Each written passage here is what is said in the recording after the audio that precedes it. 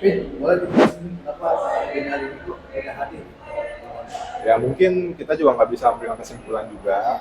Ya mungkin jatuhnya lagi ada keperluan lain kali ya. Nah jadinya berhalangan atau gimana jadi itu. Cuma relas sudah dapat dari hari Rabu kemarin. Dan mereka sudah menerima relas panggilan dari sidang pengadilan Jakarta Utara untuk permohonan pra peradilan dari pihak Joe Edward itu sendiri. Kenapa dia harus dari atau macet atau hujan atau kendalanya atau bisa? Kalau untuk itu ya kami jujur nggak tahu juga kabarnya ya bagaimana. Tapi yang jelas kalau dari pihak kami, dari pihak pengadilan juga udah ngasih info bahwasannya ada pra peradilan hari ini tanggal 9. Ya, yang pada pokoknya memang relas panggilan telah diterima secara patut dari pihak termohon dan memang hari ini adalah agenda sidang pertama. Jadi dimungkinkan untuk pemeriksaan legalitas dan pembacaan permohonan ya. Ya, Jadi betul. berhubung ini adalah sidang pertama, kita mengikuti prosesi persidangan pada pra peradilan hari ini. Bisa dikasih tahu dulu kasusnya apa dan apa mewakili kliennya siapa? Oke. Mungkin rekan saya akan menjelaskan. Jadi kalau untuk kasusnya ini sebenarnya cikal bakal dari masalah hak asuh anak. Jadi klien kami, pemohon pra peradilan ini, Pak JE, itu putus kontak dengan mantan istrinya yang kebetulan membawa anak kandungnya. Padahal saat ini memang masih dalam proses PK, upaya hukum luar biasa peninjauan kembali.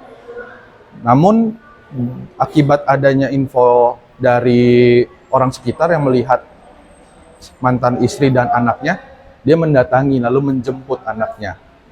Di saat menjemput itu dituduhlah dia sebagai pelaku penculikan, padahal ini ayah sendiri. Kejadiannya jam 10 pagi di tanggal 3, itu hari Sabtu, tanggal 3 Januari.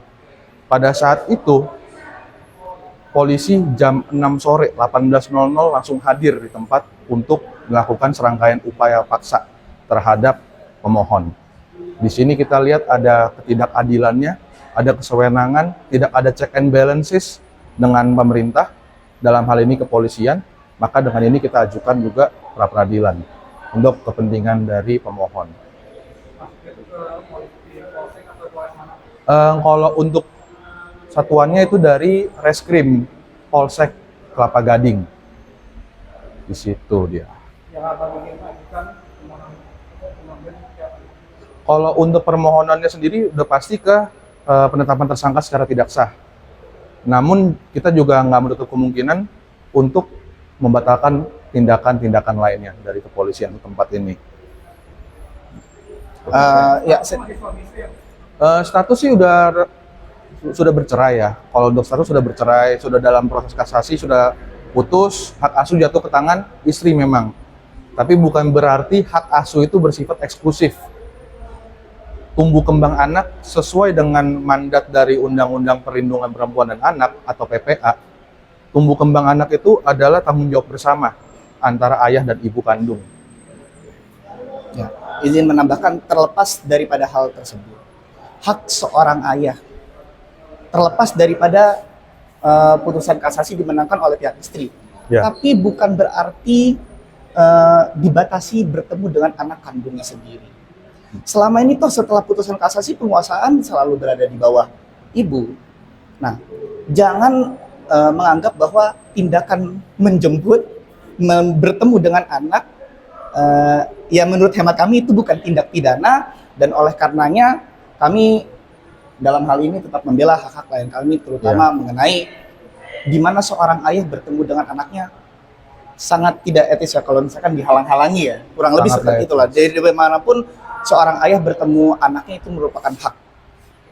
Ya, soalnya juga kan kalau bisa dilihat terlepas kasasi menang atau enggak ya, tetap ya anak itu punya hak gitu loh untuk bertemu ayahnya. Jadi kalau misalkan kayak secara eksklusif dihalang-halangi atau gimana juga nggak fair juga, nggak adil. Iya. Dan bagaimanapun juga orang punya hak dipidana, ini nggak masuk akal menurut kami. Sangat-sangat tidak masuk akal dalam hal ini. Betul. Nah, jadi kalau untuk mediasi ini sebenarnya agak lucu ya, karena mediasi itu baru diselenggarakan beberapa hari lalu, tanggal 4 di hari Jumat. Itu diselenggarakan oleh pihak kepolisian setempat, yaitu Mapolsek Kelapa Gading. Di saat perkara ini sudah terjadi tersangka, sudah ditahan, sudah lewat dari 20 hari dan masih berpanjangan. Tapi baru dilaksanakan RJ sekarang ini. Oh, tanggal 6. Tanggal 6, sorry, Tanggal 6 maksudnya. maaf saya ubah, tanggal 6 baru dilakukan RJ. Dari sini kita melihat polisi ini kenapa langsung buru-buru. Polisi kenapa harus buru-buru menetapkan tersangka terhadap ayah kandung dari anak ini sendiri, dan juga kenapa baru di RJ kan belakangan ini. Harusnya kan sedari awal upaya untuk memproses perkara dari polisi ini kan harusnya lebih humanis, lebih soft approach. Dalam artian ini masalah ibu dan anak, masalah ayah juga. Kenapa harus diperlakukan seakan-akan kayak kita penculik beneran gitu loh, sindikat. Padahal enggak, ini ayah kandungnya. Ada hubungan khususnya itu yang harusnya jadi pertimbangan dari kepolisian. Ya, untuk menambahkan lagi, sekali lagi laporan polisi ini adalah tindakan dugaan yang dimana menurut hemat kami adalah klien kami tidak melakukan tindak pidana, ini kan dugaan. Kami melihat bahwa ini adalah masalah anak bertemu dengan ayah ataupun ibu bertemu dengan anak. Ini hubungan keluarga ya secara privat, kurang lebih seperti Betul. itu yang ada di pandangan.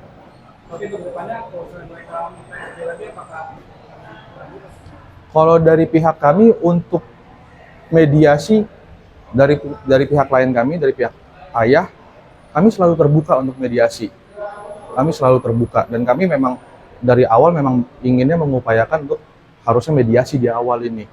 Jangan tiba-tiba langsung dicap sebagai seorang tersangka. Penangkapan yang dilakukan oleh kepolisian ini di bawah 1 kali 24 jam. Kalau mau dihitung angka eksaknya hanya dalam kurun waktu 8 atau 9 jam. Tentu dalam durasi atau jangka waktu tersebut, untuk menilai seseorang melakukan penculikan atau sejenisnya, itu terlalu prematur, terlalu dini. Terlebih lagi memang pada saat insiden penangkapan tersebut terjadi, di rumah dari pemohon pra peradilan ini, anak pun juga sedang tidur, anak pun juga terlihat enjoy saja di saat sedang bersama pemohon pra peradilan ini, yaitu ayah kandungnya. Gitu. Di bawah 5 tahun, sekitar 3 tahunan. Kalau untuk masalah ini sih sebenarnya dari awal klien kami ini sudah mengajukan ke KPAI untuk laporan.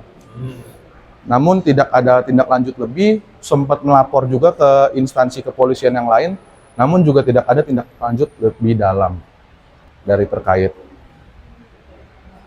Nah, terakhir Bah, kalau Ya. misalnya tidak menghadiri sidang lagi, keduanya apa?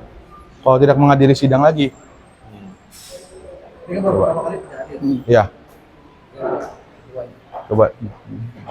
Kalau yang keduanya mungkin akan ada panggilan lagi. Kalau sampai 3 kali ya. Sampai 3 kali, 3 kali.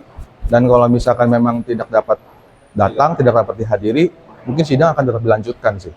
Ya, Akan tetap dilanjutkan secara sepihak. gitu. secara sepihak. Bisa dibilang nanti sifatnya fair stake ya. Perstek ya. Iya. Jadi jangan lupa untuk subscribe Cumi Cumi. Ditekan ya tombol lonceng merahnya.